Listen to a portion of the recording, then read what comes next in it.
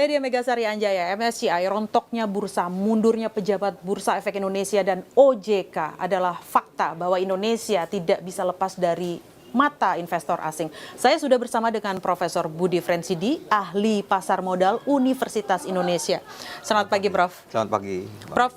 Judul saya tegas di sini, krisis transparansi data di bursa. Prof Budi setuju? Setuju ya bahwa permasalahan kita adalah transparansi, sehingga either kita bisa menyebut sebagai krisis atau ujian transparansi bursa kita, apa yang diperingatkan oleh MSCI belum lama ini. Baik, pertanyaan yang lebih dalam lagi sebenarnya, apakah dengan masuk ke dalam daftar MSCI, sebuah saham sudah pasti kredibel dan transparan, Prof? Ya, kita sepakat bahwa tidak mudah masuk ke dalam indeks global MSCI karena saat ini itu baru 74 emiten kita yang memenuhi kriteria itu. Kenapa? Karena kriterianya juga tidak mudah, paling tidak harus memenuhi kapitalisasi minimum. Baik untuk large dan mid maupun untuk small cap ya. Jadi kalau large dan mid sudah pasti lebih besar lagi batas kapitalisasi pasar minimumnya. Kemudian juga harus dipenuhi syarat likuiditas harian atau transaksi harian dari masing-masing saham ini memang cukup besar, sehingga MSCI ini merekomendasikan atau memasukkan sebuah saham kalau saham itu sudah banyak yang beli dan juga jualnya juga mudah. Jadi transaksi hariannya itu cukup besar, karena yang tidak disukai oleh MSCI adalah bisa masuk tidak bisa keluar, atau bahkan masuk saja transaksi hariannya yang over itu juga sangat terbatas. MSCI hanya suka dengan saham yang liquid, tidak ada nyangkut-nyangkutan di dalamnya seperti itu, Prof? Iya, sebenarnya selain dari batas likuiditas minimum, sebenarnya MSCI juga mensyaratkan transparansi daripada para pemilik, para pemegang saham. Ya, itu yang mungkin saat ini menjadi isu besar, bahwa ya saham-saham di bursa kita banyak yang sulit untuk dikejar siapa sih ultimate beneficiary owner. Itu menarik, tapi jangan dibahas dulu, Prof. Saya balik lagi ke basicnya MSCI. Ini MSCI kan bukan regulator ya, Prof ya. Kita bisa katakan ini adalah lembaga riset yang merekomendasikan seperti itu ya, sebuah saham layak beli atau tidak, seperti itu kan, Prof. Tapi kenapa MSCI bisa sedemikian rupa seolah menghukum begitu keras dengan hentakannya, memfreeze evaluasi di pasar saham Indonesia, Prof? Ya karena ya dia menjadi acuan, rujukan dari para investor global yang mengelola dana sangat besar sampai 1,4 triliun di emerging market, sehingga apa yang direkomendasikan, apa yang diubah ya, dimasukkan atau dikeluarkan itu menjadi sinyal juga buat para investor global untuk masuk dan keluar dari saham-saham itu atau dari bursa tertentu. Katakan kalau Indonesia masuk ke dalam emerging market, maka ada bobot dari keseluruhan dana emerging market kita saat ini memang relatif rendah dibandingkan banyak negara sekelas kita ya. Kita hanya, data terakhir yang saya lihat 1,17 atau 1,2%, yang dari 1,4 triliun masih cukup besar, 16 miliar US dollar, sehingga ya kita berkepentingan untuk mempunyai semakin banyak emiten ke dalam masuk ke dalam indeks ini. Kenapa? Karena ini berarti semakin banyak dana yang bisa masuk ke dalam emiten-emiten kita ya, ataupun ya secara keseluruhan ke dalam bursa kita. Oke, yang saya catat adalah bobot yang rendah. Prof Budi tadi meng-highlight bobot rendah. Apakah ini menjadi sebuah kegagalannya BEI sehingga MSCI menghukum sedemikian rupa BEI, Prof? Ya, ini saya pikir PR kita bersama untuk meningkatkan likuiditas dari masing-masing saham dan juga pada akhirnya transaksi harian di bursa kita. Jadi kita memang transaksi harian kita masih 1,1 ataupun kalaupun meningkat 1,17 miliar US dollar per hari. Ini relatif masih kalah dengan beberapa negara tetangga, apalagi kalau kita bandingkan dengan India. Ini kita punya datanya nih, Prof. Iya, apalagi kita bandingkan dengan India ya. Jadi kita dengan India ini 11,4 ya, atau 11,8 mungkin kalau digabung dalam dari dua bursa mereka.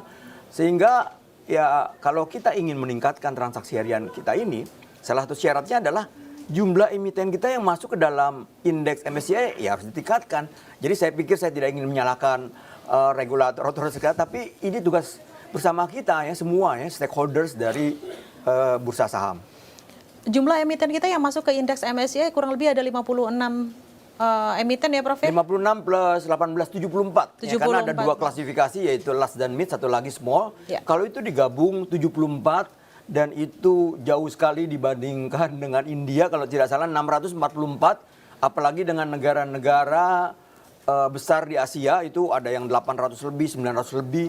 Sehingga wajar saja kalau transaksi harian kita juga jauh tertinggal dibandingkan India dan negara-negara seperti Taiwan, Korea Selatan, China, Jepang itu wajar saja kalau kita kalah dengan mereka karena juga jumlah saham kita yang masuk ke dalam MSCI Index itu sedikit ya, jauh di bawah mereka. Oke, baik. Sebenarnya pemerintah, regulator lebih tepatnya, sebenarnya regulator pasar modal di Indonesia, BEI dan OJK sudah menyadari ini nggak sih, Prof? Permasalahan strukturalnya adalah transaksi harian kita yang masih di bawah negara-negara lain. Dan apakah regulator pasar modal di sini juga sadar yang terjadi saat ini adalah krisis transparansi data?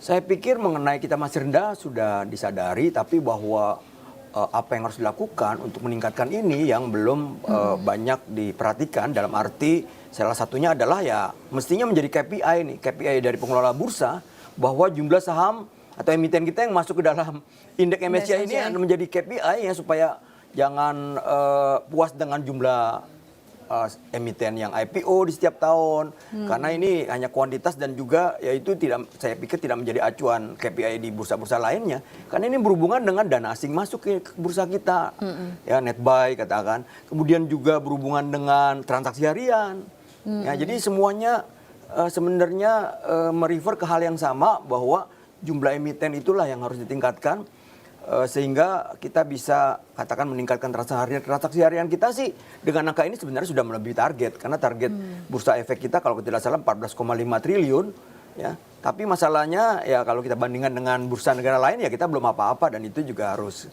menjadi catatan kita bersama. Baik, yang saya tangkap dari penjelasan Prof Budi adalah sebenarnya regulator kita sudah cukup memahami permasalahan struktural di bursa kita, makanya terakhir BEI, OJK bertemu dengan MSCI dan akhirnya kita mengajukan proposal. Salah satunya adalah free float naik dari 7,5% ke 15%, Prof.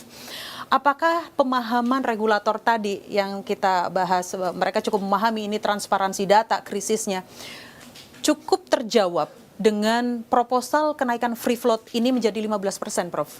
Ya ini ya saya bisa katakan ini memenuhi aspek kuantitatif, tapi sebenarnya ini tidak dikejar atau diminta oleh MSCI karena MSCI balik lagi ya yang kita tahu adalah transparansi bahwa sulit sekali untuk mengejar siapa sih ultimate beneficiary owner dan diantara para pemegang saham siapa yang katakan benar-benar publik dan siapa yang terafiliasi ataupun investor strategis sehingga kalau kita bicara 15% ini sepenuhnya akan memenuhi ya saya pikir masih ada syarat lain yang harus dilakukan karena ada satu saham yaitu Aramco 3%. itu 3% bahkan ada yang mengatakan kurang dari itu masuk ke dalam indeks MSCI. Nah itu dia, artinya kan permasalahan di sini bukan soal tentang angka free float kan Prof, karena ternyata Aramco aja dengan free float yang minimalis, dulu IPO juga minimalis tidak sebesar dengan emiten-emiten yang IPO di Indonesia, ternyata cukup diterima dengan baik oleh MSCI gitu loh Prof. Dalam struktur pasar saham Indonesia yang didominasi pemegang saham pengendali, apa tantangan struktural terbesar untuk memenuhi angka free float ini tanpa mengganggu harga saham dan stabilitas emiten itu sendiri, Prof? Ya, kita harus katakan kita sekarang dengan kenaikan minimum free float dari 7,5 menjadi 15%, berarti yang sudah di atas 15% jelas relatif tidak ada tekanan apa-apa, tidak ada pengaruh apa-apa lah dengan ketentuan baru ini. Tidak ada gejolak ya Prof? Ya tidak ada gejolak mestinya ya yang di atas 15%. Tapi masalahnya cukup banyak yang masih di bawah 15% dan daftar lengkapnya itu 243 emiten kita yang masih belum memenuhi angka 15%. Artinya 243 emiten ini itu harus memenuhi atau meningkatkannya menjadi 15%. Nah, itu hanya bisa dilakukan dengan dua cara. Pertama, mereka melakukan red issue. Oke. Red issue Penerbitan artinya saham baru. Iya, penerbitan saham baru ya. Dan itu ya intinya untuk menambah porsi dari kepemilikan publik. Ya. Kalau itu tidak dilakukan, ada alternatif lain yaitu si pemegang saham pengendali harus ya melepaskan kepemilikannya, itu yang disebut dengan divestasi. Ya, lawan dari investasi ke publik. Jadi artinya dia Mengurangi porsi porsi kepemilikan. kepemilikannya. Dan ini akan mengakibatkan supply akan berlebih ya, dan angkanya itu banyak sudah menghitung ya, dan saya juga sudah menuliskan 203 triliun. Oke. Dan sehingga kalau dalam catatan saya, kalau ini dipaksakan terburu-buru dalam waktu dekat harus dipenuhi, agak berat ya. Artinya tekanan jual lebih besar daripada tekanan beli. Kecuali dikasih tenggat waktu, katakan 2 tahun, apalagi untuk big cap mungkin bisa lebih dari itu. Kenapa? Karena pengalaman kita waktu itu menaikkan sampai 7,5% aja, 2 tahun lebih masih ada yang tidak memenuhi. Kemudian itu dari sisi supply ya, akan banyak sekali yang menawarkan, artinya harus melakukan red issue ataupun divestasi. Kalau kita lihat dari sisi demand sama saja. Demand kita dalam negeri hanya ya katakan 60-65% dari transaksi harian ini, harian yang sekarang ada ini. Ya kalau asingnya mengurangi, ya apakah domestik terutama institusi ini bisa meningkatkan? Kalau mereka bisa meningkatkan mungkin lumayan ya, artinya paling tidak meningkatkan transaksi asing yang keluar. Ya, Bisa ngimbangin ya? Iya, bisa mengimbangi. Tapi kalau bisa untuk menampung 203 triliun, saya pikir harus lebih dari itu. Ya, jadi artinya bidnya atau demandnya ini harus ditingkatkan gitu, supaya Meng-create jangan demand-nya itu. ya jangan oversupply-nya berlebihan dan besar sekali. Oke, Prof. Tapi bukankah pemerintah kita juga sudah berusaha meningkatkan atau meng-create demand ini ya? Salah satunya adalah dengan membolehkan dana pensiun, asuransi, meningkatkan investasi mereka di pasar saham sampai 20%, Prof.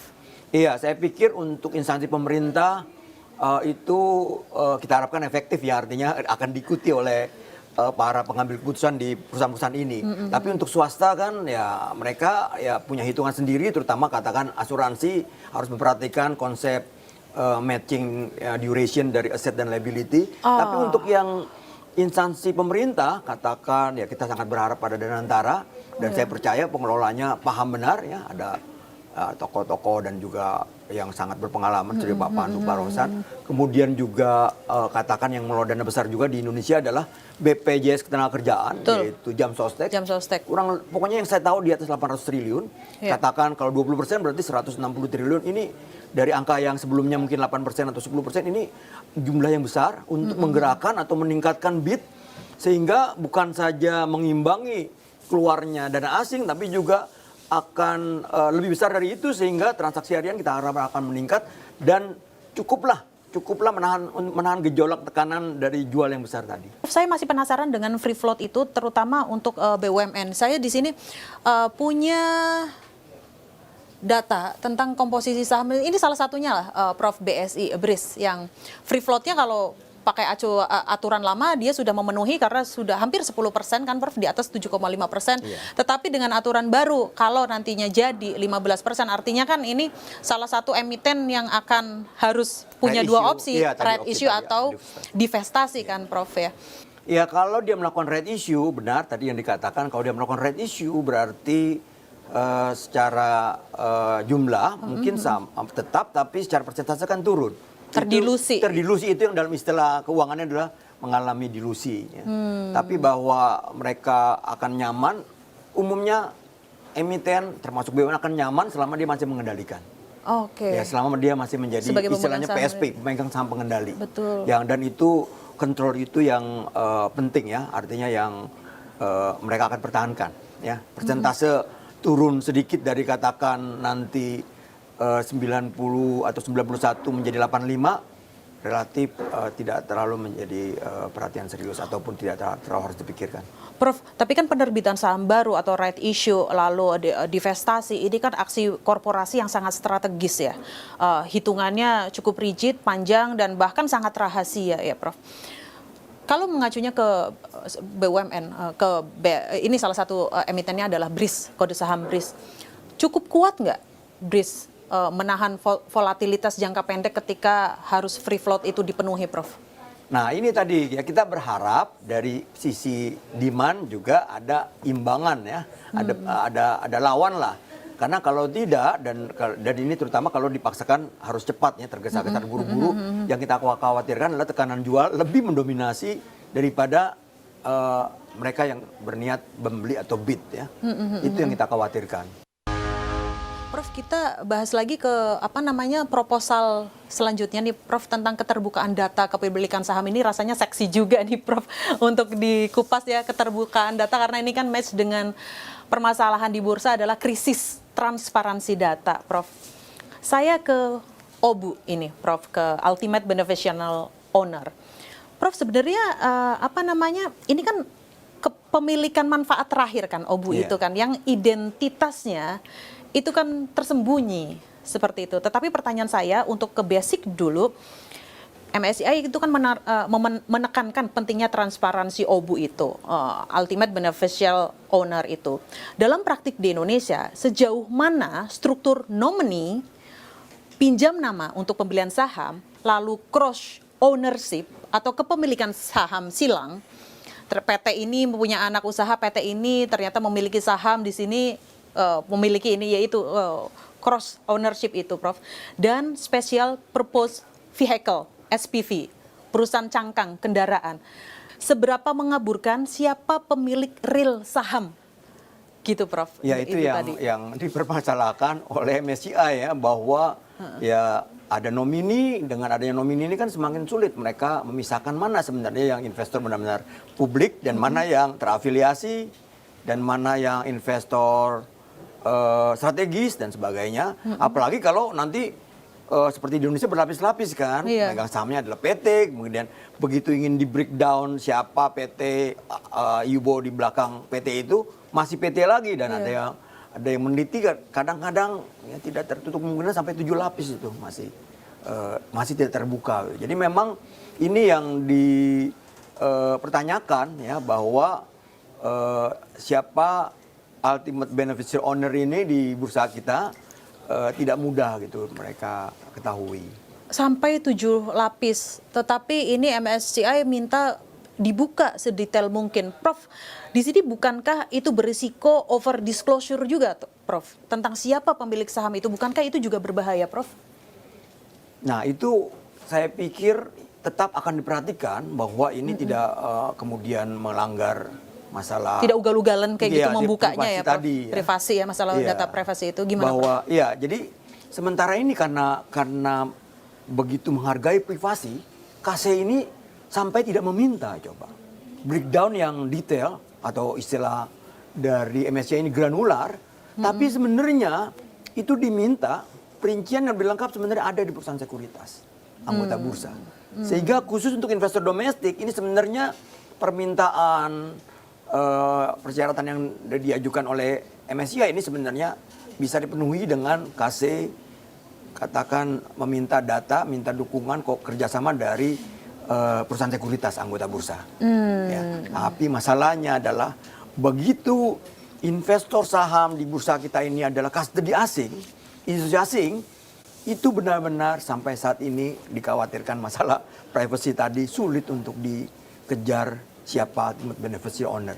Jadi dalam hal yang domestik mestinya sih tidak sulit ya untuk dipenuhi, tapi dalam hal luar negeri, dan luar negeri yang membelinya juga institusi asing, terutama namanya custody, mereka sampai saat ini ya berusaha untuk menjaga kerahasiaan, tidak bersedia mengungkapkan. Dan ini yang mungkin harus dikejar. Prof, sebenarnya praktek lazim tentang beneficial owner ini di luar negeri seperti apa sih? Kita bisa mengacunya ke negara mana, bursa mana misalnya, Prof? Ya, ini berhubungan dengan tata kelola mestinya, bahwa peringkat kita memang rendah. Dan ya mungkin kalau kita ingin mengacu kepada negara mana, harus melihat indeks transparansi scoring ya.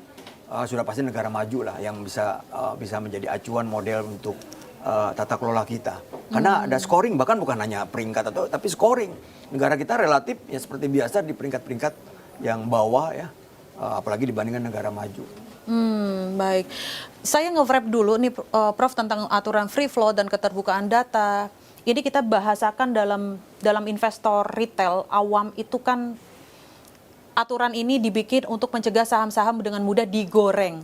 Prof, pertanyaannya adalah bukan tentang digoreng itu, apa bedanya saham yang dimanipulasi dan saham yang digoreng?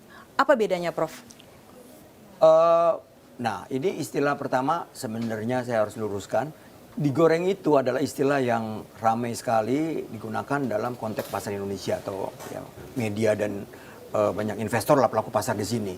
Tapi istilah baku dan dikenal luas adalah sebenarnya manipulasi pasar. Ya, jadi ya sebenarnya goreng yang dimaksud dengan goreng menggoreng ini sebenarnya kalau istilah baku atau textbook itu adalah manipulasi. Jadi kita jangan diminta untuk memisahkan. Tapi ini sebenarnya istilah lain aja di Indonesia manipulasi pasar ini diganti dengan Goreng, gorengan, penggorengan. Pom-pom seperti Pom-pom, itu. ya. Oke, Prof, saya juga ingat Pak Pandu Syahrir itu kan bilang ya tentang saham yang diduga digoreng, dimanipulasi, dipom-pom seperti itu. Don't hate the player, don't Yeah, hate yeah. siapa aktornya lah, tetapi bencilah gamenya. Nah itu, Prof, ini bisa diartikannya seperti apa sih untuk investor publik, awam dan retail misalnya, Prof? Ya saya mungkin ingin menekankan dulu atau mendukung apa yang disampaikan itu bahwa ya yang namanya regulator termasuk pemerintah ini harus menangkul semua pelaku pasar ya semuanya. Jadi jangan musuhi mereka, jangan persulit mereka juga untuk atau menghambat mereka untuk bertransaksi lebih besar. Kenapa dengan aturan-aturan dari yang lama ini itu sebenarnya MSCI juga tidak suka dan juga investor dalam negeri juga ada juga MSCI tidak suka, yaitu aturan yang tidak transparan mengenai katakan FCA, suspensi ini bukan membantu investor retail ya, walaupun mereka selalu mengatakan si regulator ataupun disuspend dulu bursanya gitu gimana? Suspend, kemudian suspend juga nggak jelas alasannya apa, berapa lama, kemudian FCA yang membuat tidak liquid. Dan salah satu alasan dari MSCI memperingati kita atau memberikan sanksi berat adalah bukan hanya isu transparansi, tapi juga berhubungan dengan peraturan-peraturan yang menyulitkan likuiditas atau menghambat likuiditas yang mereka tidak suka dan tidak terjadi di bursa lain. Terutama ketentuannya, aturan-aturannya gitu, panduannya kenapa masuk ke dalam FCA, berapa lama dia akan keluar, kemudian juga suspensi. Ini benar-benar hal lain daripada isu transparansi yang juga diadres atau persyaratkan atau ditanyakan lah oleh MSCI. Sebenarnya kan kalau balik lagi masalah masuk ke indeks MSCI itu kan emiten kita yang punya konglomerat BUMN juga kan banyak ya, Prof ya. Tetapi yang belum masuk ke MSCI juga ternyata banyak meskipun itu emiten-emiten konglomerasi, Prof. Prof Budi, apakah Prof Budi membaca atau mengendus paling tidak ada emiten yang sengaja bohong ke MSCI tentang jumlah free float saham, bahwa dia melaporkan misalnya free floatnya ada 40% seperti itu.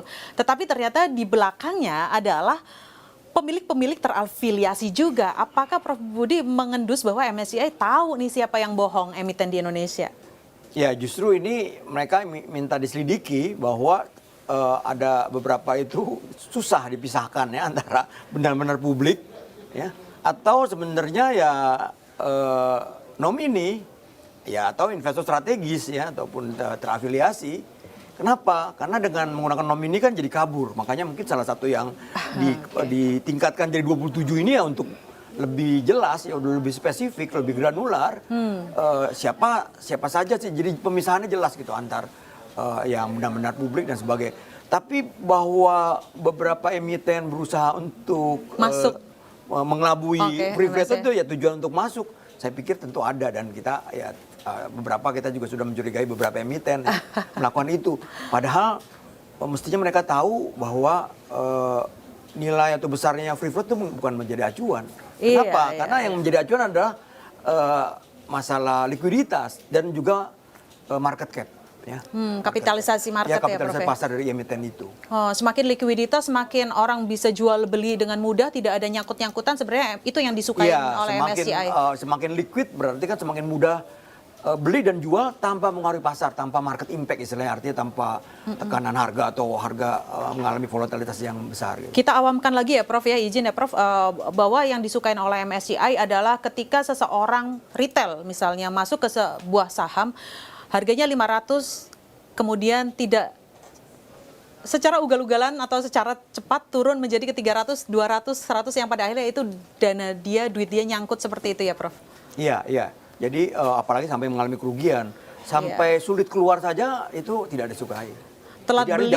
jangan sampai gampang masuk kemudian susah keluar itu juga tidak disukai. Telat beli, telat jual. Nah itu literasi seperti itu yang harus dimiliki oleh